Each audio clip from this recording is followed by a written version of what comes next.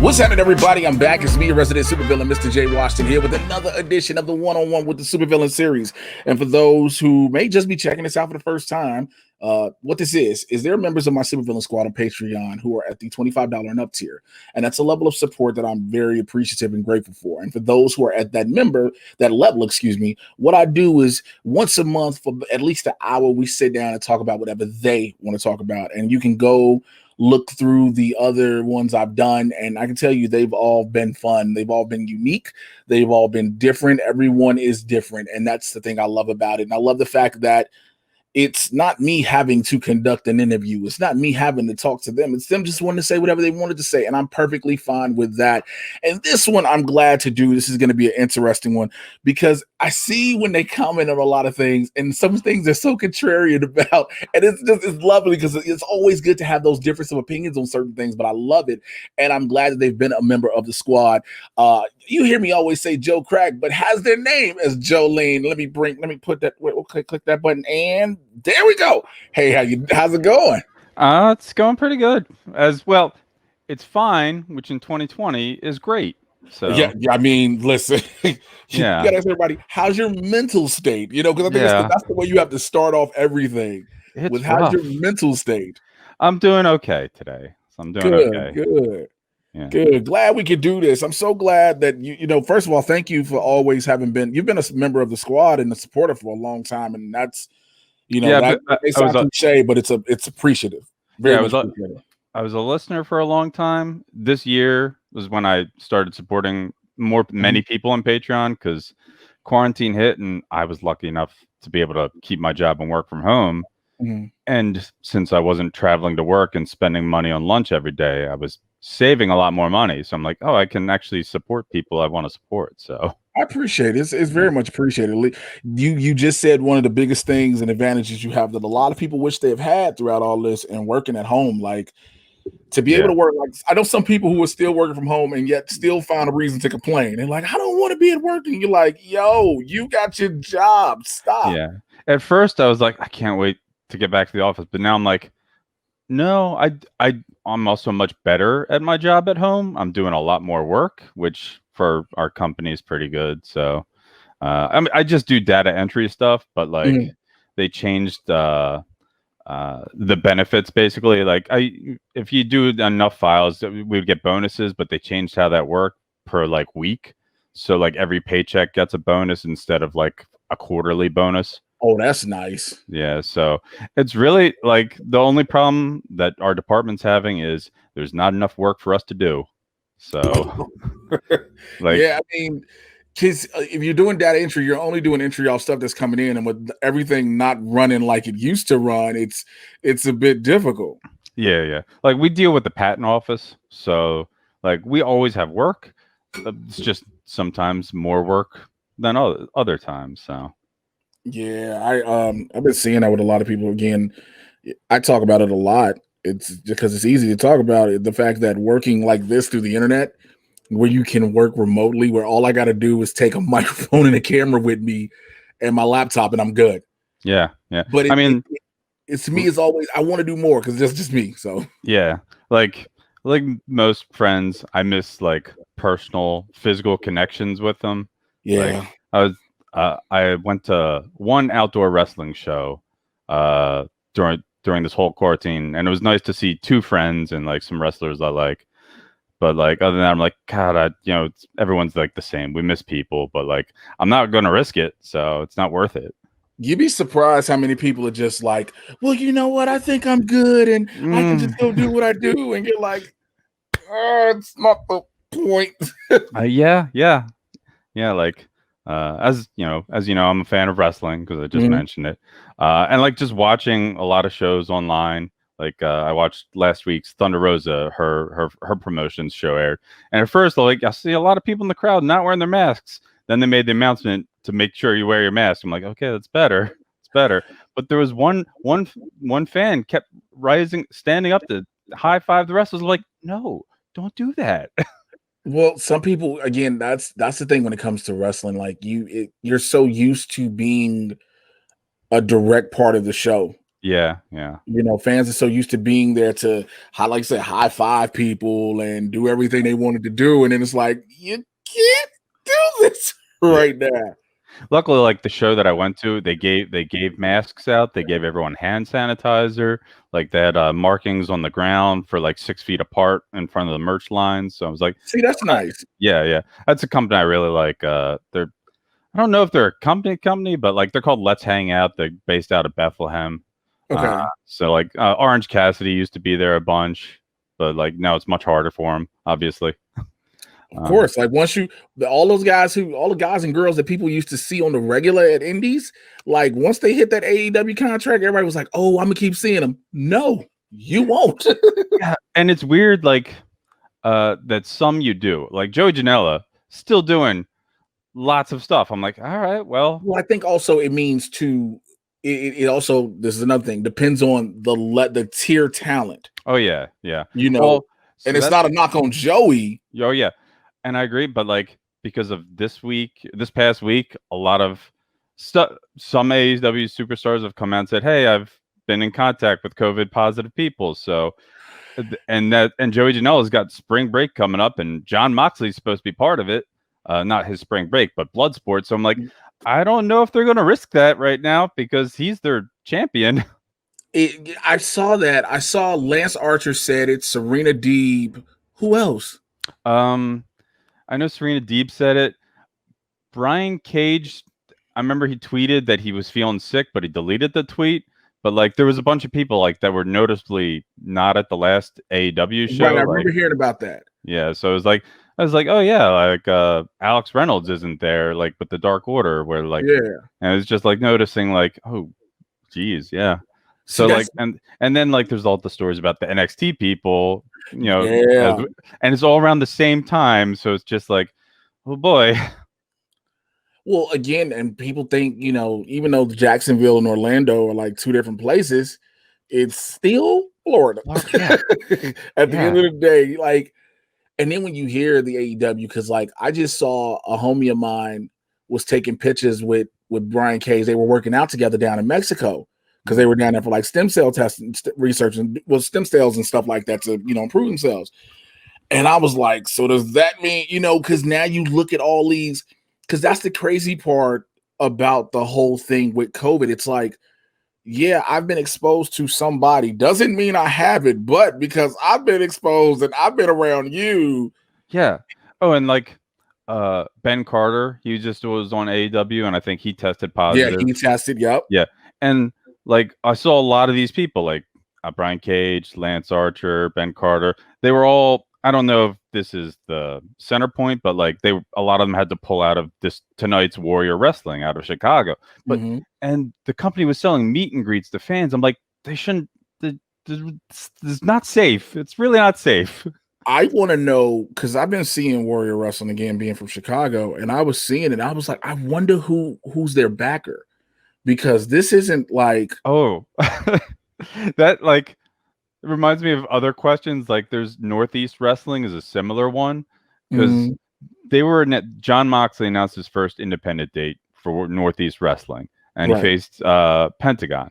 And I was like, but then there's also like, and Renee Young was still under WWE at that point. And like, but here's meet and greets with Renee Young. And I don't know if it was Dustin Rhodes or Goldust at the time, but Dustin Rhodes. And like, there's a lot of WWE people and AEW people at this event, and I guess they have friends enough that they're allowed to do this. So again, I think it really depends on the talent and what level they're on. If you're AEW with Mox, it's like, yeah, we got you as our guy, our champ, but at the same time, we're still trying to build eyes on us. Yeah. And even though you are the AEW champ, a lot of people will still remember you as a former WWE champion. So you kind of use that to bring people in. But this is it's weird because it's just like I remember hearing a lot of people like, yo, I can't take indie dates. And I'm like, okay, that means clearly they are paying you enough where you can't take indie dates. But then there's some people who are like they still want to. And I'm like, I get it because AEW is only once a week. I guess I get in that regard because it's like you're only that's the thing about AEW. They never had house shows, even when everything was open. They were only doing live. The dark matches Yeah, before and dark, after. Dynamite, and then whatever the pay-per-view was. I don't know. I think everybody agrees on this, that we were all so quick to try to get back to a sense of normalcy that it's not work, especially, and I say this as a person in the business where I don't think wrestling shows should have happened. Like, I've been going to training, and that's a given. But the thing is, everybody who's been training, you've had to prove you've been tested and you're clear. Like, because the place where we do the training out of, it's a studio. It's an actual studio where the guy who owns it makes his living from the studio. So you can't have the studio shut down because of all that. So that's the thing. I think everybody is just saying, yeah, I'm tested. And then you have these situations. That's why I give props to the United Television Network, whatever Dave Marquez is doing, where they're like, yo, you have to be tested. We need to know for sure before you even step in the ring. And I love, as a wrestling fan on the internet, I love reading the rumors. I don't subscribe to any of the newsletters because I really don't trust a lot of those guys. But I love reading rumors and and just thinking, all right, if this is true, it's ridiculous. But the story of how NXT would do, or WWE Performance, they do a temperature check, and just the statements they made was very comical at the time. I remember Triple H said something about the cleaning stuff they were using is it's like a sword that'll stab the virus. I'm like, that's not how things work, Hunter.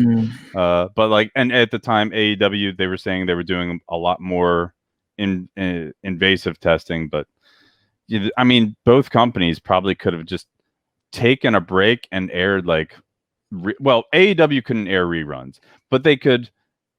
I think that if they wanted to take a risk and just have people do cell phone promos from at home, they could get away with doing stuff like that. WWE could just air. They have so much of a library. They could just air things. I just had this discussion with somebody, with Luis Torres on the other one. We were talking about that. The reason AEW didn't take a break was because WWE didn't. Yeah. Because they felt like if WWE is still running. Oh yeah, and once it was announced that sports are allowed to be in Florida, well, at Jacksonville Stadium and the Performance Center, so I'm like, well, yeah, AEW can easily just go there. They have an outdoor arena that they're going to use, so which made it better for them because they were like, if you're gonna have things, have it outdoors. Yeah, when Daly's Place being an outdoor thing. Yeah, but at the time, I was at the start of the year, I was shocked because I was like, I think I might become a Ring of Honor fan because of all the stuff that they're having a new women's tournament, because that's my jam. I love women's wrestling and intergender wrestling the most. And once COVID hit, RH was like, we're not going to do anything. We're not going to risk anything. And then not to beat around, but Speaking Out happened. So. And Marty Scurll was implicated in a horrible way. So I'm like, oh yeah, I guess I cannot support Ring of Honor like I wasn't supporting them before, because gave him the book. Let's not forget that. Yeah, he was in charge. And at the start of the year, people were like, wow, Scurllism is great. Look at all these the plans he's got going on. And then, oh no. You know what? It's funny that when you bring that up, and I use that term loosely, because it isn't, the Speaking Out thing didn't hit like the original Me Too movement, like I guess people thought it would, if that makes sense. Because people thought when those names started dropping that it was just going to be this way, which it should have, again, for everybody who knows wrestling, it's it should have been that. But the only one that I know that I can say for a fact it is really took out is Joey Ryan, for the most part. So I'm in wrestling discords with a lot of another podcast that I love, WrestleSplania, and we were all Impact has become the most I guess progressive in that sense, because every big name that they had, Dave Chris, Joey Ryan, and Michael Elgin, they dropped. They may have had reasons to drop them already, but they was no, we're not gonna. When Tessa Blanchard, it was hard for them. Oh, that was hard. That was hard because they remember the first time when everything came out, and they were like, "Yeah, but she's about to get this strap on." Yeah, it was the weekend. It was weekend when it was like, "Oh, I was like an on and off TNA Impact fan for a very long time. I was like, all right, things are coming back. I'm like, I have to deal with people I don't like. I did not like Elgin before. So like I'm like I can just fast forward through the people I don't like. But like they are promoting yeah, I know you cannot say anything. You work in that business and I understand that, but I don't. I'm a fan. Elgin. I've worked with Elgin numerous times. Yeah, like there's still some people in there I wish that weren't there based off of other stories about them and political beliefs and past histories, but like they were still like the one we will promote intergender wrestling, and like I consider them a major company only because they literally have billionaires backing them, even though it's not like on the same level as WWE and AEW. For me, they always were. Yeah. They were like Impact was the spot. Yeah. Like, don't get me wrong, there was nothing else. I get it, but and I'm going before all of the old WWE people were coming in. Like it was like, oh yeah, before like they had it's become the trope now of like the TNA speech. Former WWE wrestler makes the TNA speech where like, and now that I'm here, but like, and I like to make fun of that trope because I'm like, the same thing happened in WCW and ECW. So like, it's not new. Like Steve Austin's one of his best promos was after he left WCW and showed up in ECW. Like that promo is amazing. Yep. Yeah, it is. It's a comment, and I saw a thread. I'm in a group that I really regret being in. Some wrestling groups I don't mind, but this one is like, why am I here? Why? Because it started out about wrestling with a lot of wrestlers, and now it's become overtaken because it's a black wrestling group, and it was a lot of just black wrestlers at first, and then it became overtaken by fans, and I'm like, I hate this. Oh, yeah. Like we've had this discussion before, even about comic book stuff. Fandoms are terrible. Like the worst. Yeah, and like it's not a new thing because I wanted to bring this up on one of like the group things, but conversation got away, and that's fine. But like Sherlock Holmes, Arthur Conan Doyle killed off Sherlock Holmes. Fans were so upset they wrote in, and he had to bring him back to life. Like that's how old this is. Fandom. I will never forget the fandom outrage when Family Guy killed Brian. I don't even remember that. That's how I was out of it at that point. So that's how quick it was. They killed Brian. The internet lost their minds, and then they had to do the Stewie time machine to bring him back because they were like, "This is ridiculous." And so fandoms in that regard, but when you see, like I said, Impact for me was always the number 2 company. Granted, they lost all their deals, they lost their TV deals. The one thing that I credit and I give Impact a lot of props for is throughout all of the regime changes, the ownership changes, the network changes, they've never gone away. They've been around longer than WCW at this point. Yeah, like they've outlived WCW. They never went away. Everybody was like, "What do you mean?" They might have gone from pop to this to that to this to where you got to struggle to find them. Yep, but they've never left. Yeah, and like they got fans. It's a roller coaster for me of like highs and lows because when they've got highs, I love it. Like when they let Matt Hardy go crazy and just sort of like do like low budget crazy horror movie stuff, it was so much fun. Like and like they would bring it when they brought in Scarlett Bordeaux, and she's like, I think she's a succubus. She only appears whenever she appears, smoke is filling the room, and there's music that only plays, and it all disappears when she goes away. So like, and it was very fun. I remember when she first appeared, because she popped up out of nowhere, and I had to hit on Facebook. I was like, all right, look at you out here, because we're friends on Facebook. We're friends. Nice. Yeah. And I was like, look at you out here. And then now you see her with Cross, and it's crazy because the moment he gets the rocket strapped to his back in NXT, he like, yeah, so these injuries. Yeah, it's my heart goes out for anyone whenever like they get injured, especially like, all right, yeah, oh no, so sad. But that's it. That's the one thing that to this day still I don't think a lot of people get. You know, if you're a fan like you are, you understand it. But a lot of people don't understand the wear and tear that a lot of these guys and girls' bodies have. Like, you think people are like, oh, I just see them do something for 15 minutes. It can't be that bad. Like, yo, I've watched pro football practices where the guy is stepping off the line and blows out his ACL, MCL.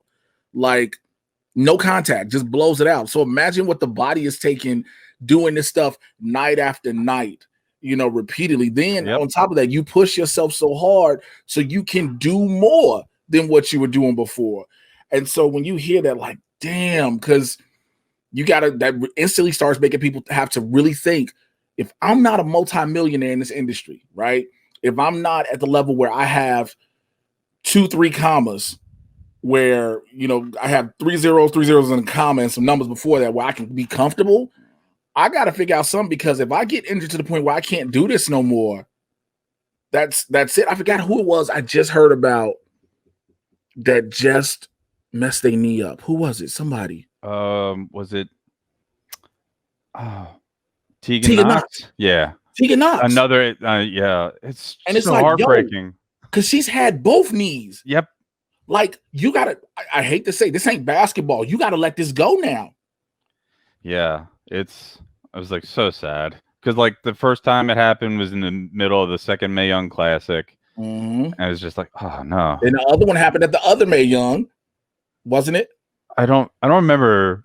Maybe around then, but it was I know, because I know this one specifically happened in the middle of the match. Yeah, I remember that one. I remember the very first one was in the middle of the match. I remember that.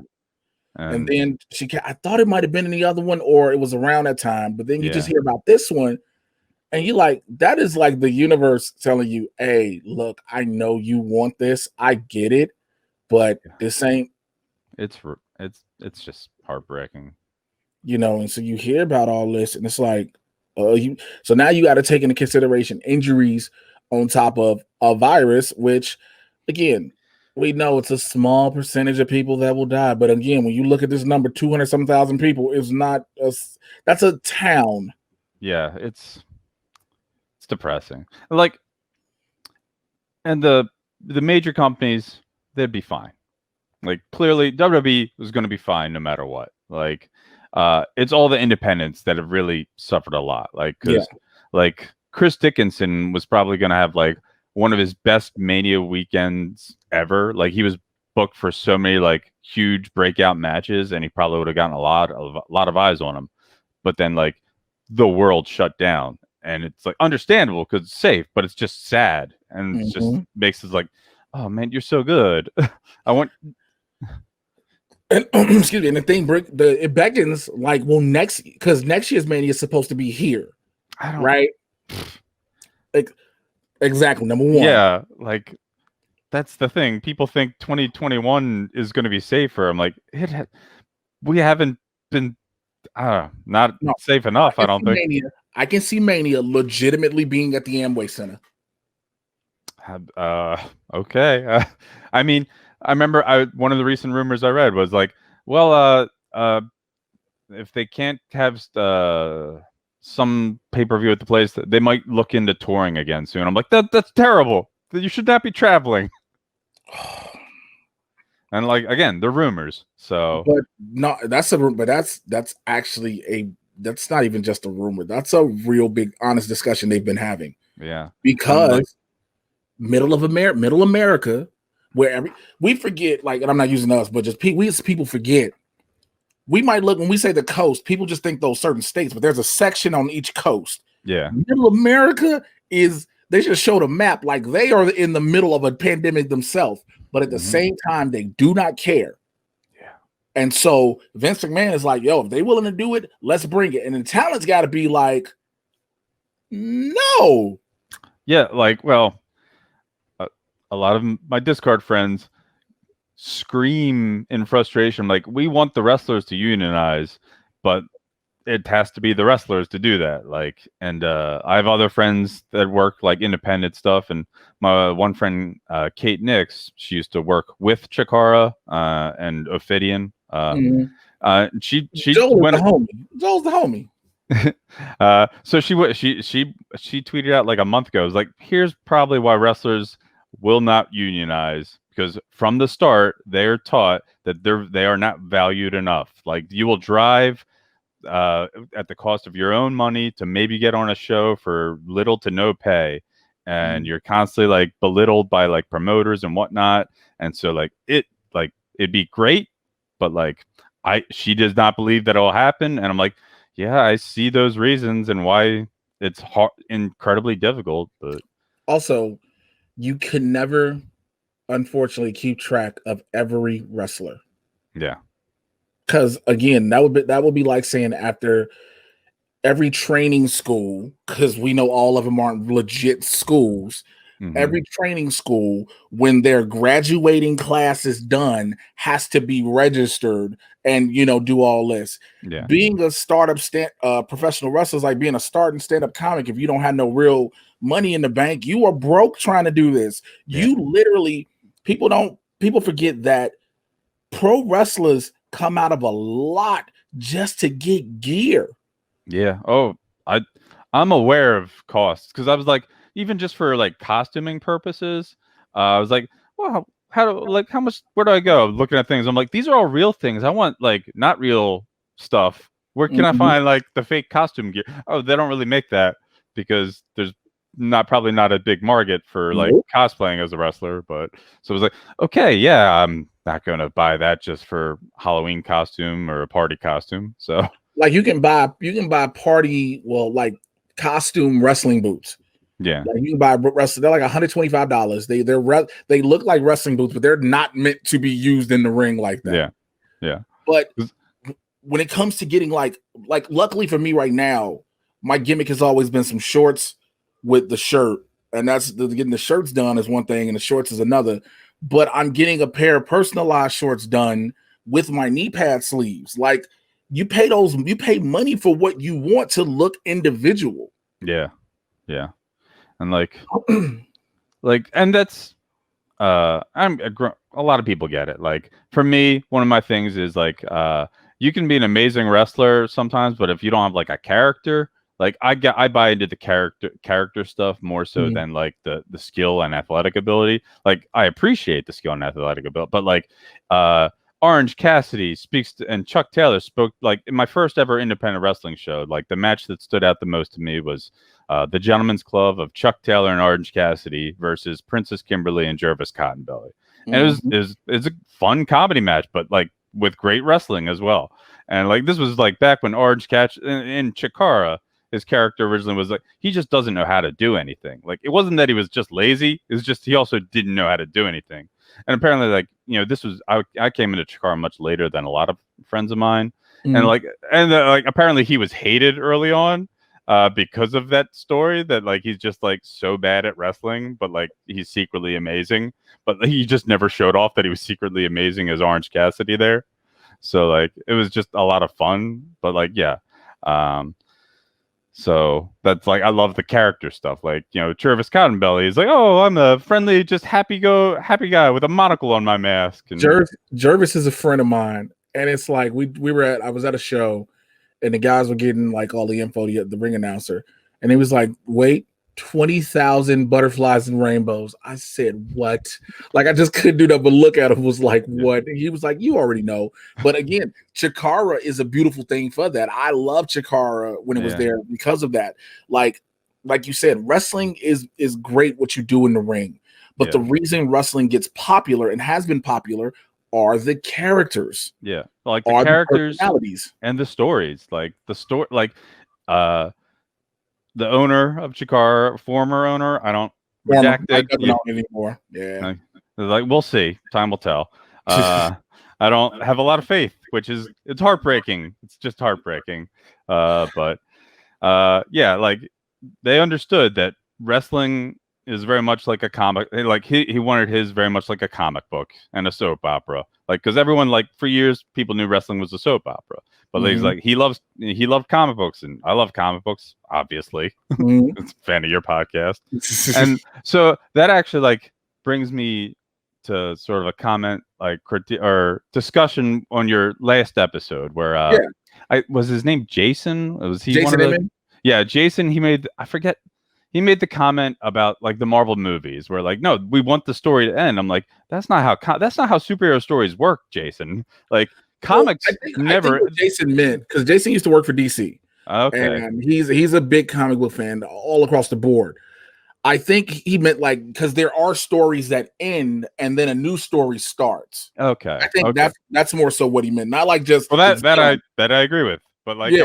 I'm like, no, I don't want the Avengers to never come back. I want like the Avengers to keep going because that's what like I've said many times like through emails. I'm like especially with the TV, just recast the actor. These embrace the soap opera nature of the storytelling, and just like the character continues, but like the actor doesn't need to be the same. Like they did it in Iron Man 2, I and was like just about to say and the way they addressed it, it's me. I'm here. Let's get over it. Boom. I was like, that is the okay, most genius way to yeah. address So something.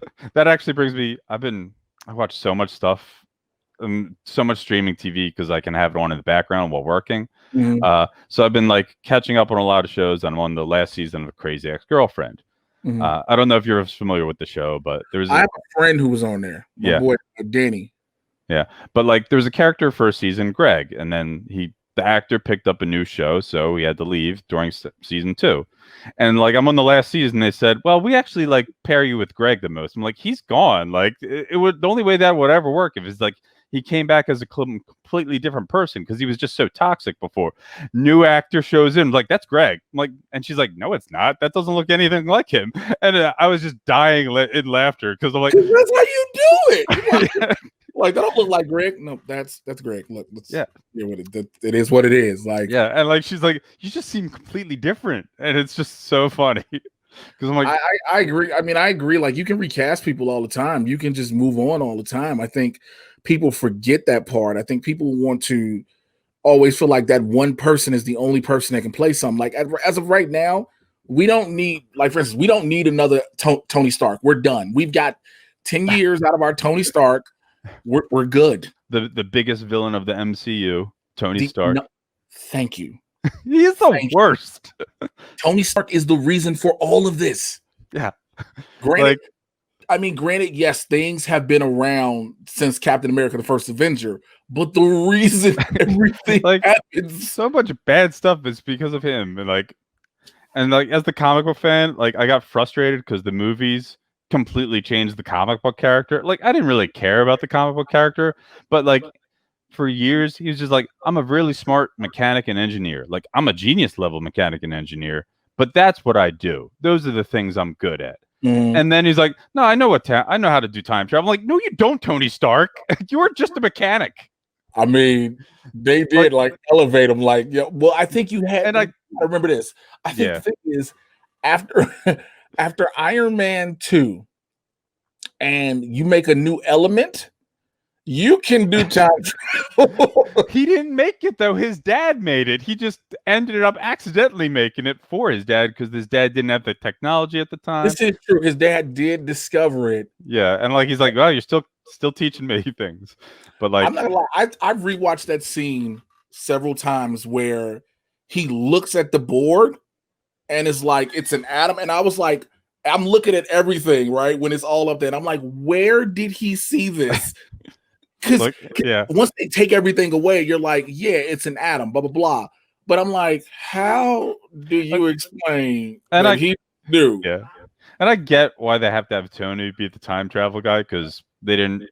Hank Pym was too old, and he was also dusted at the time, and also they didn't have Reed Richards. If Reed Richards was already in that world, he would either go to Reed would have been like, so this is what y'all need to do. Here, call me later. And we just walked everybody like, well, that's pretty simple. That's why I think everybody is so excited about this whole Fantastic Four. Again, I'm one of those people, and I've said it on the podcast and everything. I don't care who they cast, really.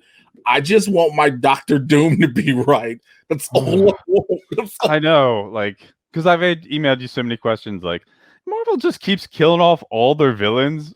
Are they ever going to have a fun supervillain team up versus the Avengers? Like a Legion, like for them, it's the Masters of Evil. But I'm like, because they keep killing everyone off. So that's making it very hard. Well, also, the problem is they kill him off because when they sign the actor, they only sign him for a movie. Yeah. So, like, if, for instance, granted, I don't think anybody would have really wanted to see Yellow Jacket for 2-3 movies. But if you could sign Darren Cross for a couple movies, then Yellow Jacket might have survived. Yeah. possibly. But that's like with Killmonger, like, yeah, you're gonna get him in Black Panther 2. He's not gonna be a main threat, he's gonna be in the ancestral plane. Well, then you get okay, so people are like, what about Mickey Rourke? I never want to see that Whiplash again. Ever. Yeah. He didn't really do much. So like He didn't do much. Iron Man 3 is my favorite of the Iron Man movies, simply because like the climactic battle lasts longer than 5 minutes. Fair. Yeah, like Iron Man 1, great movie, set up everything. But climactic battle is just like it's over. Like it's like, all right, just opens up the thing and shoots him and it's over. Okay. Is it real? Is it that quick? Because I feel like it is at least 10. Well, they do the flying stuff, but like when they're like down on top of on the roof of the giant arc reactor, it's like so fast. Like not much. There's not a lot of back and forth fighting between them. I get what you're saying, because the one in Iron Man 2 is like that. Yeah, that one is like, so that's all it took the whole time is the all those robots up earlier of doing the plasma thing together to But Iron Man 3, like he's jumping from one suit to another throughout this whole like rigging thing. It was a lot of fun. I'll admit that was the first time I ever gave Tony Stark props for being like really athletic and able to move. Because think about it, we only see, granted, we saw him boxing and trying to get in shape in 2, but everything is through the suit normally, right? Yeah. And in this one, you just watch him run and jump, and I'm like, well, go ahead, Tony. Yeah, and poor Rhodey doesn't really get to do as much again. It was oh my god, we're just gonna call him the Iron Patriot for no reason, and then and then just go back to War Machine the next time you see him. Yeah, I mean, they love a nod to comic references, but like the one thing, I still love them MCU. So like, I'm sad that we're not getting any movie this year, but I understand it. If they had released Black Widow, I probably wouldn't see it because it's not worth the risk. I think they wrote when Tenet did what it did to the box office. Yeah, they were like, nope. Yeah. They were like, nope, because even Tenet couldn't make its money overseas in China. Oof. Yeah, that was the thing, because all blockbusters. Yeah, I mean that's where all the money, the most money comes from. So, and it was like, if it can't make that money in China, we are not going to do this. Which I don't blame them. But going back to Iron Man 3, I am so like, I'm one of those people that was so disappointed because I wanted Ben Kingsley to be the Mandarin. I'm so torn on it, but in the end I love it because I also love the comedy of it. And then like I was also watching all the shorts. Like if you ever watched any of the ones, like he is like, well, like there was the one he gets kidnapped by like the 10 rings who work for the actual Mandarin. I'm like, oh, cool. Are they gonna play it back to them? I'm like, well, Shang-Chi maybe might play back to it, but and hopefully that'd be great. Like, Shang-Chi is supposed to get, because his father is supposed to be the Mandarin, which I'm like, fine, I'm cool. It was just certain things. I was like, I like how dark Iron Man 3 was, because that was a hella dark movie. I was like, oh, like, okay, I get it. And then like Shane Black, like, and then it's just, oh yeah, that kid at the funeral scene for Tony. I'm like, who's? Everyone's like, who's that? And then like, oh, Iron Man, right? Everyone's like, wait, but then when you watch, but here's the funny thing about that. So that made everybody go, it's the kid. Turn around in Spider-Man Far From Home, and we bring back the scientist from Iron Man 1 that Jeff Bridges yelled at. Yeah, everything's Tony's fault. You were like, wait, what? Yeah. That was when I've always given the MCU props because of its continuity with its story, because of what it does with the story. Some movies may not be the perfect film, but the story has flown. When they did that in Spider-Man Far From Home, I think I must have stood up in the theater, because I was like, that's the last thing I would have ever thought them doing, to go back to the beginning. Yeah. Like that far back. It's easily one of my favorite Spider-Man movies, obviously, and superhero movies. Like, I mean, Into the Spider-Verse, best superhero movie ever. Best Spider-Man movie ever. But like, I love Tom Holland's Spider-Man, but like, and it was pointed out to me, and like it had to be pointed out to me before I realized, I'm like, he doesn't have Spider-Man villains though. Like his villains hate Tony Stark more than they hate him. And I'm like, that is true, and that is awkward, weird, but like the movies are still good. Oh shit! Yeah, like Vulture hates Hated Tony Tony Stark. because of damage control. Yeah, and then Mysterio hates him because he got fired by Tony Stark. And, like they're not like Spider-Man villains because like Spider-Man hasn't been doing much, I guess. Well, and I think that's smart too. I mean, when you think about it, because there's only a deal for him for so long. Yeah. Oh, I get it. Like it makes sense in the narrative too, because like, I mean, in the comics, it started in the '60s, so like things were like, well, we'll just make it supervillain real quick. Yeah. So like, yeah, like, but it's super weird. Like, yeah, right. Spider-Man's villains, even though we call them Spider-Man villains, have really been Tony Stark villains. Yeah. And he's barely like he's dead in the one and he's barely in the other. Tony Stark is the true villain of phase 1 and 2 and 3 of the MCU. I mean, look, if like it turned out like this would be the wild fun thing that they could do, bring Robert Downey Jr. back for a cameo in the next Ant-Man and the Wasp movie, as where he's actually one of the Kangs. He's like, yeah, no, Tony Stark's the villain. That'd be great. I think that would make people's head explode in the theaters. Because like you'd be like, what the fuck? Like, because like, yeah, he's the best villain the MCU made. Like, because it's hard to think of. Like, I think Thanos is a big old dummy in the MCU. I don't get it. Like, it was fun. All right, here we go. The movies are fun, but like Jenny Nicholson, I don't know if you're familiar with her. Yeah, Jenny. Yeah, like when she did her video where it's just the dialogue between her imitating Thanos and her imitating Doctor Strange is just the funniest thing ever. And it's like, oh, there's not enough resources, so I have to kill half the people. Well, can't you just make more resources? Can't you make infinite resources? You have all that power, right? It's like, yeah, but I want to kill half the people. If that was your motivation, just to kill people, that would have been great. But they didn't. They in the dialogue is like, no, I can't. I'm an environmentalist. I'm like, that's just the people will still get to a certain point to overcome them, but you could magically make more of everything. Damn, you're wrong. Yeah, well, I think because the hard thing was the thing was they needed something to motivate him, right? Well, I mean, and you can't do the comic book motivation. Yes, you can. They is a couple lines of dialogues, and then you show like a vision of somebody, the specter of death that he's constantly looking at, and it's easy and done. He loves death so much he wants to kill everyone, so she loves him back. I mean, it's like I'm not the writer, but like the writer can make it work. No, I think you could, but also I think granted. No, because that wouldn't make sense anyway. Because I was gonna say, well, we're talking about Disney, but then again, Disney showed half of all the life in the universe get eliminated. Yeah, but I think to do it, I think Disney's breaking point is he's doing it for a girl.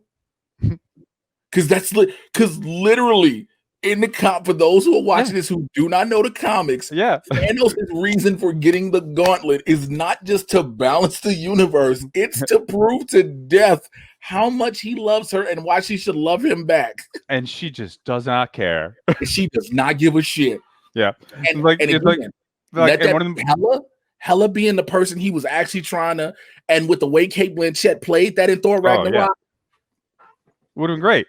And that's one of the other things I love from the comics. It's like, Death just like, I'm gonna make Thanos jealous. I love this guy named Wade Wilson.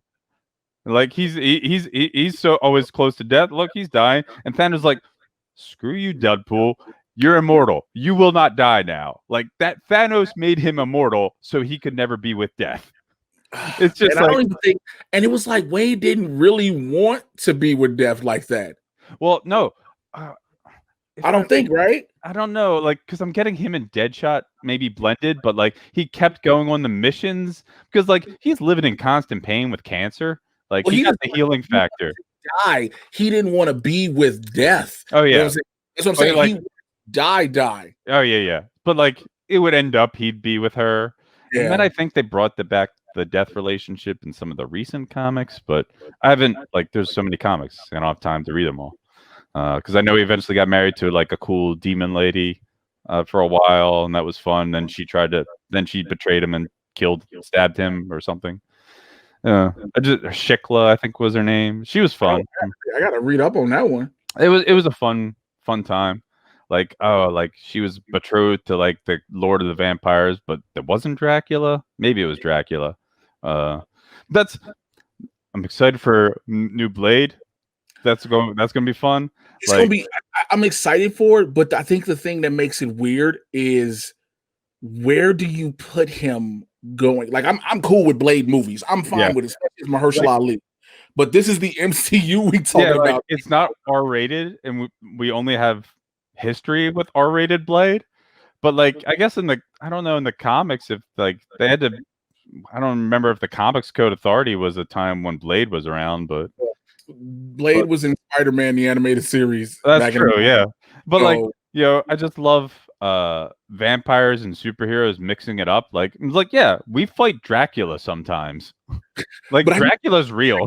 Towards the Avengers, or the Cabal, with Doctor Strange and all them. Where do you go that way? I'm excited for that. Let me ask you this question, because we ain't talked about DC yet. Oh yeah. Are you gonna watch the Snyder Cut when it happens? What's your thoughts? We had the discussion. 4 hours is a long time, and for a while, I might just not watch it out of spite because I haven't seen the theatrical cut, and I feel fine by that. I've heard enough commentary about it, and you want me to watch 4 hours of it? I'm good. No, I'm good with that. And then it gets to the point. I know at some point, because DC Universe is dying, and it's just going to be comic books only, and HBO Max will have all the shows I want. I'm like, when do I sign up? Long before, so it doesn't count as them thinking I did it for the Snyder Cut. Or long after. I get what you're saying. Because here's my thing. So, because we said on the podcast, everybody keeps thinking this is Warner Brothers, and no, this isn't Warner Movies. This is HBO Max. But the problem is for me is yo, you are making a whole new movie. $70 million. Hachi machi. That the cost of the first 2 John Wicks is less than that. But we'll never forget, this was it's a finished movie. Oh yeah, no, it's in the vault. We could just release it. We can just release, according to these Release the Snyder Cut people, it's a complete movie. All they have to do is finish up a few visual effects and it's done, right? I saw somebody, clearly a fan of them, just retweeting people mocking the $70 million things, and all they would say is in your rent free. I'm like, who's living rent free in whose heads? Because it seems like detractors are living rent free in your head because you're the one constantly quote tweeting them. Because when I saw that the other day, I was like, wait, what? I was like, wait. First of all, I was like, when I saw the word it wasn't even the money that I saw at first. It was when I saw the word reshoots, and then every Snyder Cut was like, no, it's new photography. I'm like, that doesn't make it any better. Doesn't make it any better. It's it's still $70 million to make something that he claimed was already finished. He suckered everybody. Yeah, I said this in the Discord, but I respect his grifting game. He is a very good grifter. Man, did he ever grift people? Because it's you made the world believe that you had a film that the studio could have just put out and called it a day. Yeah. And it was it's not even a director's cut. It's a new movie because he's shooting new things or something. People on set to film new things. If this is done, again, when they made the announcement, it was all that needs to be done are the visual effects. That was what was announced. Now you're doing reshoots? Yep. It's which is not going to help the movie because in case people didn't realize, everybody looks different now. Oh yeah, well, digital effects to make them look younger, I guess. And as Ezra Miller's Flash is still happening, possibly. Well, so I can tell where you stand on that side. Yeah, I don't not really a fan. I don't think you Because need him. I looked at it again, and I understood where people feel. I completely do. Yeah. And when I watched it, I'm like, granted, I know how people are like, yo, you shouldn't just put their hands on a woman regardless. I get that. But I'm like, it looks like the two of them are joking around and playing because it looks like Ezra Miller could do a lot more if he was being serious. Yeah. Like I remember I guess a month ago maybe like I went back to read all the old stuff cuz like the story just disappeared for a while. Like the stories were still out there but nobody like it was wild that there was no follow-up on it. Like that it just didn't stay present. Warner Brothers and everybody realized, and maybe the people internally doing the investigation on that, because you definitely this isn't similar to the Johnny Depp Amber Heard, because that's just like, yo, let that play out first before they decide what they're going to do, like in court, before they decide what they do with Amber Heard. But with the Ezra Miller, everybody was like, yo, so he's gone as the Flash, right? And then I understand some people can be like, well, Warner Brothers just invested all this money. They did the crossover in Crisis and blah, blah, blah. But again, you had to sit there and talk to her. And you had to talk to her because you know they found her, the woman that was supposedly being choked or whatever. You know they found her and was like, hey, can you please tell us what exactly happened? Yeah. Like the world may never know. So like we just have the various transcripts of stories and the one or two videos that I thought were shot, but I don't know if there's two. I thought maybe there was, but I might be wrong. The one with the guy holding the phone, and he's like, "Hey, dude," and then that's when all that and we happened. Yeah. But again, it's because he goes, "You want to fight? You want to fight?" And then she giggles, and then they go through the whole thing, and that's it. Yeah. And it's one of those where if he's bogus, like. Unfortunately, you got to figure out how to recast somebody that fits that suit because you just remade a new one. Yeah, you made a new one. You got to find somebody those exact specifications. And if that's the case, but if not, I figured they're like, this is me just spitballing. They're like, oh well, again, nobody's talking about it. It's gonna keep going because what's gonna happen is, just like we brought it up, once something else comes out about the Flash movie, it's gonna come back. Of course, somebody's gonna dig it up. And it's going to make a little rounds for a second. Then it's going to go back down. Then it's going to make rounds again as like a trailer drops. And then, you know what I'm saying? It's going to keep going down. It's not going to, unfortunately, have that staying power. Yeah. Which you want it to.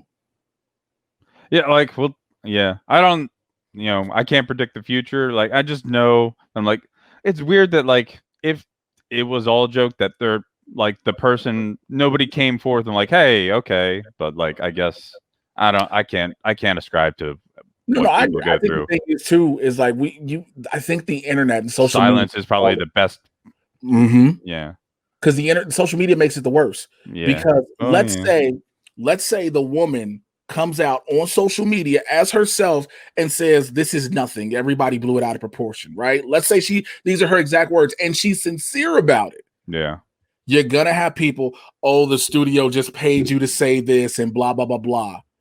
Yeah. We'll have those. So it's like it's a no-win either way. Yeah. That's the I just, again, back to the whole thing. I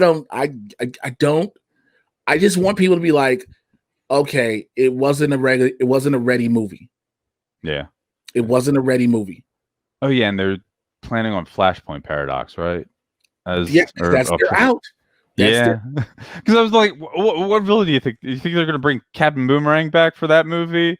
Who is so the fact you're bringing two Batmen, you're bringing in Keaton and Affleck, that lets you know this is their out. Yeah. Because if they want to, and then everybody's like, well, what about Pattinson's Batman? I'm like, yo, do y'all realize how dumb y'all are? If you're bringing Affleck and Keaton's, he goes back in time. Keaton is at the time of his parents' death. You come back to regular time, there's a new Batman now. Like, would it be the most insane curveball if they bring in Keaton, but it's like, it's just a way to start a Batman Beyond spin-off franchise? I think a lot of people believe that. I would love that. Like, I have zero issue with it. Yeah. But the thing is, like, in order to, so you do that, you bring him in Flashpoint, whatever they're gonna call it, Flashpoint Paradox, whatever they're gonna call it. But it's a weird thing to do in a Flash movie, that's for sure. Yeah, because now you're just like, this whole movie was to set up a Batman movie, and you're like, no, this was that's a real weird choice. Yeah. Because I've been seeing, I said, I say this on the podcast a lot, how people are just like, oh, this is gonna make DC and Warner Brothers backtrack and finish out Snyder's vision, and I'm like, yo, that's dead in the water. Dead. Yeah, people gotta accept that. That's a done fucking deal. I would love Warner Brothers to backtrack and start making movies that it's safe for children to go to again.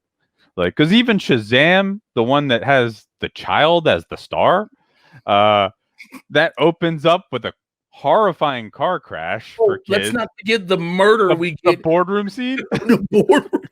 Yeah, like, so, like, I'm like, yeah, it's kind of fun, but, like, because I remember, like, Comic Book Club, one of the hosts took his kids to see it, and, like, yeah, my kids cried. My kids cried in horror.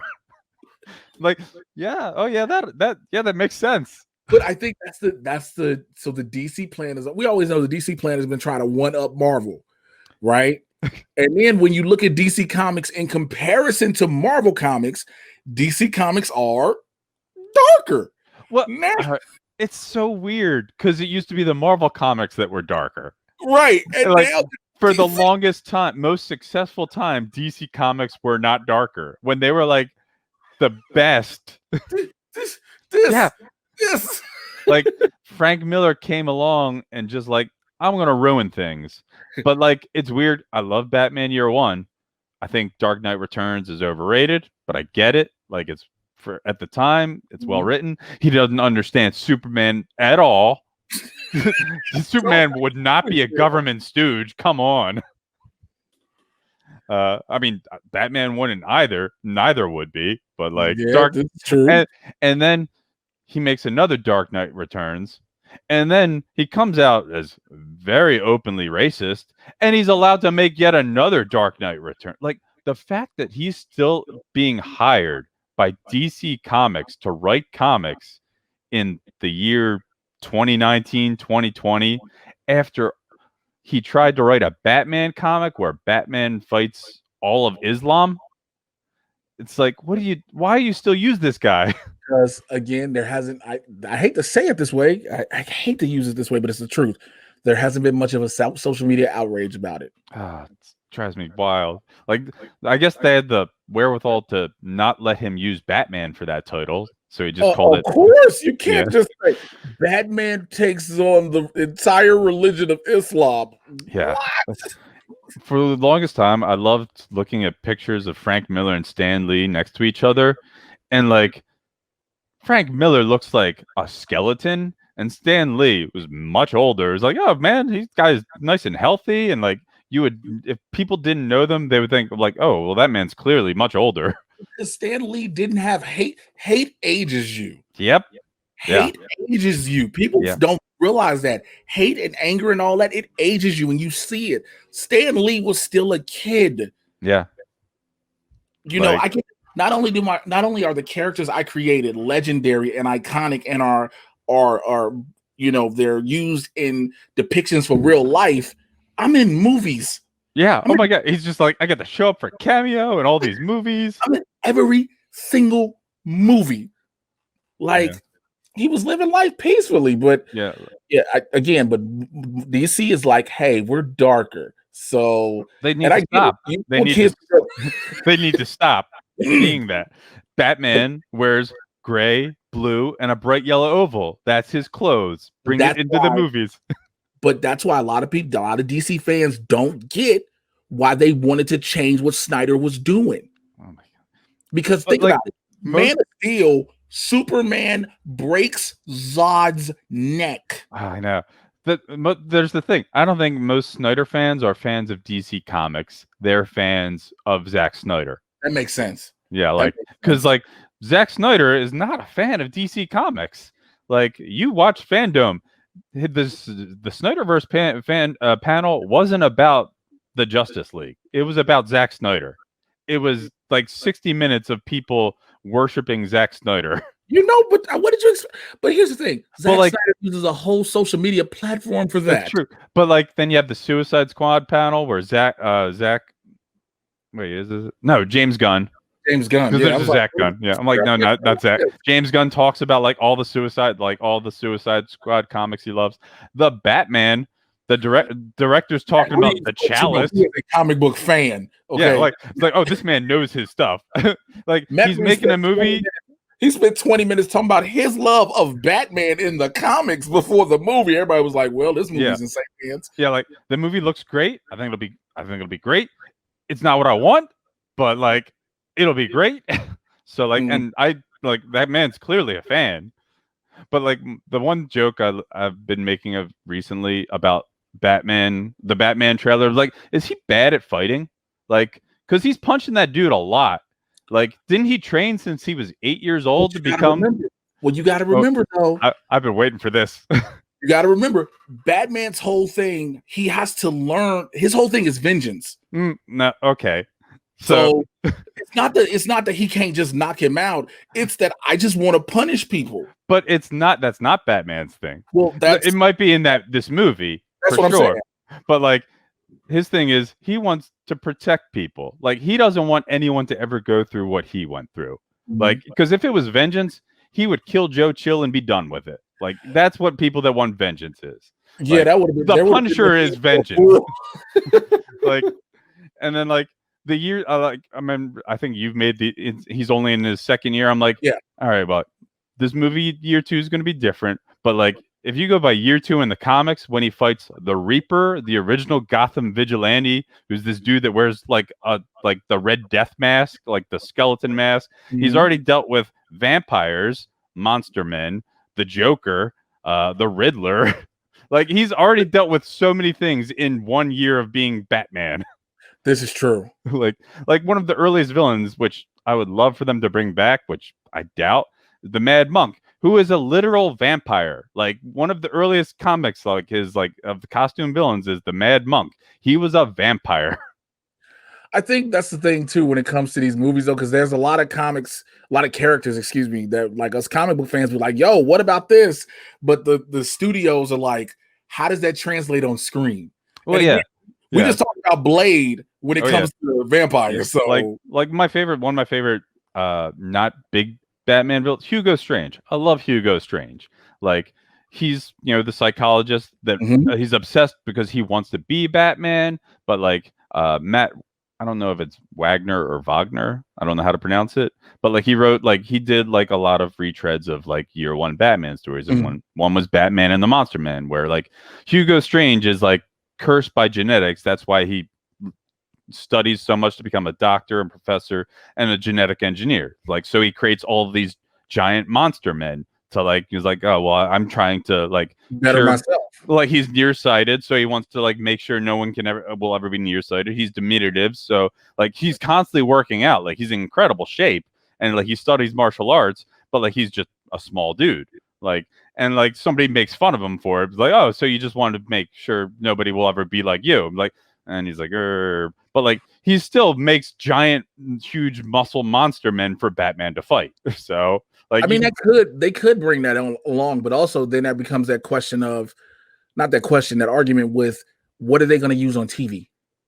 I mean, because they've used Hugo Strange in Gotham. Oh my God, I love him. I love him so much in that. I mean, you give me BD Wong anywhere, I'm good. BD Wong, just recast him. I'd be so happy with it. Like, Wong, I'm happy. I don't argue about it. He was so like, season 1 of Gotham was like, all right. Then season 2 is like, it was funny because Jada Pinkett Smith in season 1 is playing it like she's on Batman 66, and then everybody else is not. Yep. Season 2, everyone was like, all right, we're gonna be like we're on Batman 66. Like, it's Fish Mooney, because Fish Mooney was a good character, and then they got rid of her. Then they brought her back, and I was like, oh, we gonna keep her. And then it was like, no, this is it. She out this helicopter with Penguin, and that's it. Bye. Yeah, like, I know, it was sad. I'm like, all right. Like, when she came back, she fit because everything else was being as ridiculous as she used to be. So like, Gotham was one of the most second craziest show on TV at the time, only because Riverdale existed. And we'll wrap it up because I want to save a lot of this. Yeah, I had my whole problem with Gotham, and I've said it before. Gotham started out, again, it was Gotham PD, Yeah. but nobody cared about Nope. Ben McKenzie No, because they were fighting regular crime. Okay. They were gonna stay away from David Mazouz being that type of Batman. They were not gonna touch that. It was about, we're gonna solve your parents' murder, and we're gonna watch these other villains develop in Gotham. So by the time you come of age, they'll be an AARP because they was already old as shit, which made no sense to me.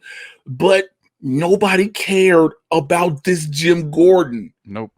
Like, I mean, like the one thing that saddened me about Gotham is like they introduced Renee Montoya and Crispus Allen in season one, and then they just disappear. I'm like, but those are fun characters that I like. But like, those are characters you can use. But again, if you use Renee Montoya, you got to focus more on Renee Montoya than you do Jim Gordon. Let's just be real. I mean, you're focusing on the question more than you are on this future commissioner. Like, even just has her as the cop that had like, you know, a gay cop, which would be great, you know, like because she had the relationship with Barbara, but you know, who was like the breakout character of that show. I don't know what they were supposed to be doing with Barbara. It was like, it was so, Barbara became the head of the league. Okay, it was. Oh, I mean, again, we're getting to time, but next time around, like I can talk about how I've been rewatching Arrow and Flash and Supergirl because I got past. That's what we got to talk about. Yeah, because that's what we got to talk about. We'll save it for the next time. Joe, I always am grateful for you and your conversation and your insight because, like I said, it gives a better perspective on a lot of things. Tell the people they want to have these conversations with you, how they can find you. You can find me on Twitter at JO_CRAK, at Joe Crack. I haven't changed the Twitter handle yet. I might. I don't know. I'm mostly going by Jo Lene nowadays because well, I'm also planning to transition, so we can talk about that in the future. Yes, we can. I was going to start that at the beginning of the year, but COVID. You're like, well, you know what? Fuck it. Because it's like, at this point, it's 20. You're like, you know what? Who knows if we'll make it to the beginning? Let me just go. Because I get it. It's like one of those things you're like, you had a plan for it, and then this year happens, and you're like, well, fuck plans. I called stuff up, and then like started to make appointments, and then oh yeah, the world shut down. And then like last I checked, the place I was going to go was shut down for an indeterminate amount of time, like the program. So I'm like, yeah, I understand. I don't even about this. Yeah. So because this is I always tell this to Winston. I'm learning more. I've always grown up with people who are part of the LGBTQ community, but I've never really met people when they were transitioning. Yeah. You know what I'm saying? Like I've always known. Oh, yeah. I understand. Right after almost. Mm-hmm. Like I have one friend he did. I don't know if he's fully transitioned, but I know he was transitioning to her. And I remember when he was transitioning, he was telling me when he was telling me, I was like, I literally looked at him at the time and I was like, dude, do you? Yeah. Like, because what else? What am I gonna say? Well, are you thinking? No, just what makes you happy. Yeah, that's why like my online presence is becoming more and more feminine. Like, I did a quarantine photo shoot today that if people wanted to check out the pictures. I've been doing that every now and then during the summer because I buying more and more women's clothes and learning makeup and whatnot. So. Nice. We'll definitely talk about this on the next one. Yeah. I appreciate it. And y'all already know how to reach me. Twitter, Instagram, Mr. J Washington. And if you want to join the squad, it's easy. Patreon.com/Mr. J Washington. I will holler at y'all next time for another edition of these 101s. Take care. I'm out. Don't go anywhere. Bye.